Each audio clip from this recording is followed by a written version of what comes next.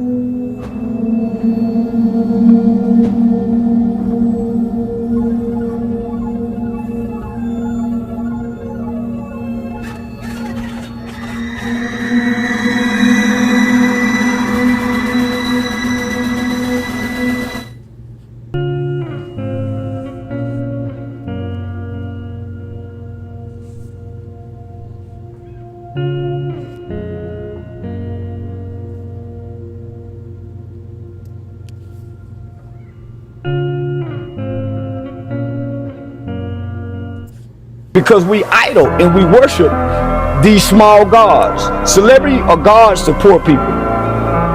Poor people live their life through rich people. That's why they got the lifestyle of rich and famous. That's why they got BET, How I'm Living. That's why MTV, How I'm Crib. That's why they at the barbershop argue if Jay-Z got more money than Nas. That's why they argue over other people's lives. That's why people follow. That's why a motherfucker have 0 posts or 200 followers, but be following 10,000 people and they in everybody's comment section. You have to live through these people. This is where you get your hope from. This is why you play the lottery, hoping one day you can live like this. Where else could you see it? If you didn't peek in celebrities' lives, where would you see success and affluence? You don't drive through rich neighborhoods.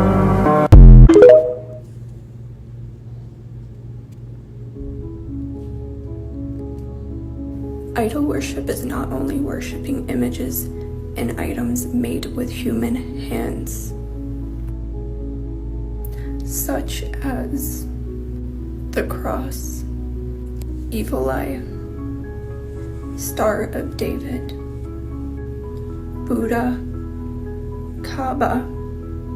It is also loving anything more than we love God, the one who is unseen.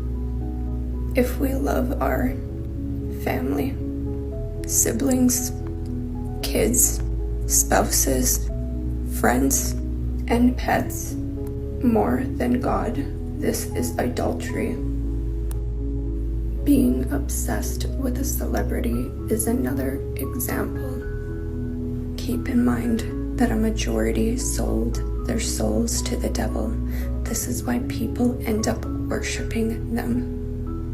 Loving religious leaders such as pastors, popes, rabbis, monks, imams, sheikhs is also adultery. Do you know how people started worshiping idols on earth? After Prophet Adam and later Prophet Sheeth, people worshipped Allah alone. Among them were 5 very righteous men named Wad, Suwa, Yaguth, Ya'uk, and Nasser. When these men died, the people became very sad. So Shaitan gave them an idea. He whispered, "Make statues of these righteous men. Don't worship them, just keep them so you'll remember their good deeds." At first, that's exactly what they did. Nobody worshipped the statues. But years passed. The people who knew the real reason died. A new generation grew up. Then Shaitan whispered again, "Your ancestors used to worship these statues. That's why they were blessed." And little by little, people started bowing to them and asking them for help instead of Allah. This was the first time in human history that idols were worshipped. Centuries later, Allah sent Prophet Nuh to call the people back to worshipping Allah alone, but most of them refused. Watch the complete Prophet series on Sukoon Life and discover.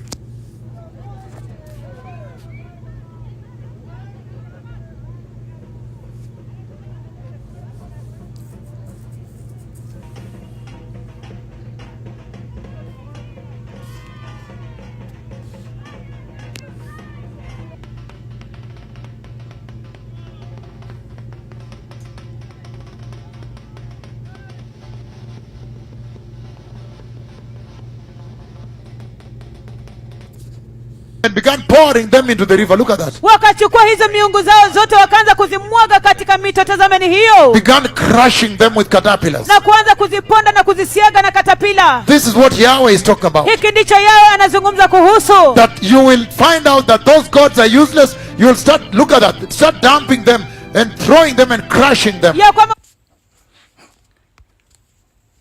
Shalom. First and foremost, before we get things started, I'd like to give all praises and honor and glory to Yahweh, Ba'ashem, Yahweh Shai, Ba'ashem, Bracha HaKodash. Double honors to the apostles, elders, and bishop of Great Millstone, teaching this truth in sincerity, and to the hopeful elect that are scattered around the four corners of the earth, and to the Akwak that are listening and learning. To you, I say Shalom. This is your brother Yashmai at the GMS Memphis camp, coming to you with another word of the day lesson. And we're going to go to our first precept, which is 1 Samuel 15 and 23.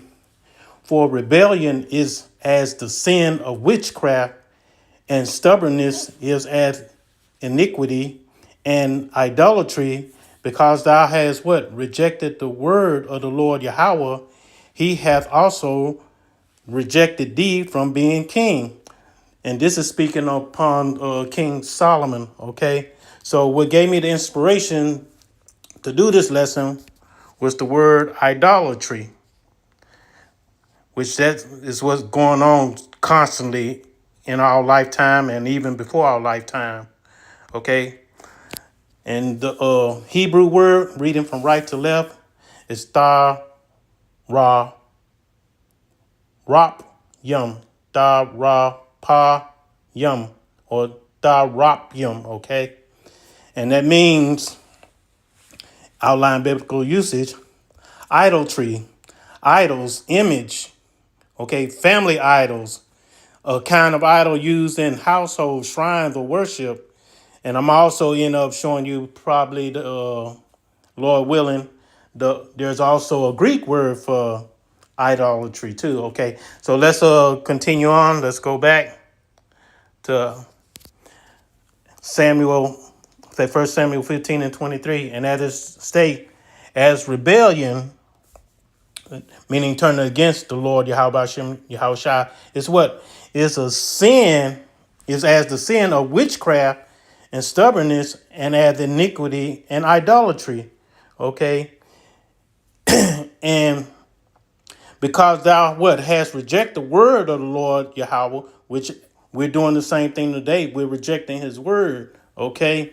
And what he hath also rejected us for being the king, which basically this was in reference to Saul, when Yahweh was seeing idolatry and all this witchcraft going on. So Samuel was letting Saul know that the Lord Yahweh, see all this as rebellion unto him. And that pissed the Lord off. So, hey, Yahweh rejected him as being king. Okay?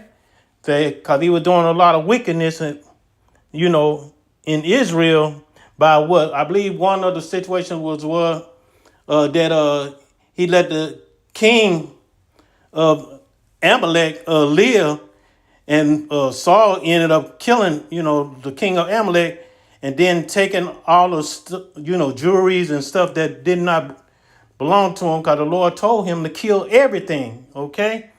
And let's go to our next precept, which is Acts 17 and 16. And it reads, now while Paul waited for them at Athens, meaning Silas and Timotheus, okay, or Timotheus, all right, because they were all still in Berea, but he was waiting for them to arrive in Athens. And what it says, his spirit was stirred up in him when he saw the city holy, given what? Unto idols. And meaning that a lot of the idol worshiping and statues and stuff of gods that didn't really exist. Okay? And say, Paul, like I said, was seeing all these idols, say, going up in Athens, say, walking around here. And it's like, damn, this going on here? All this idol worshiping and everything.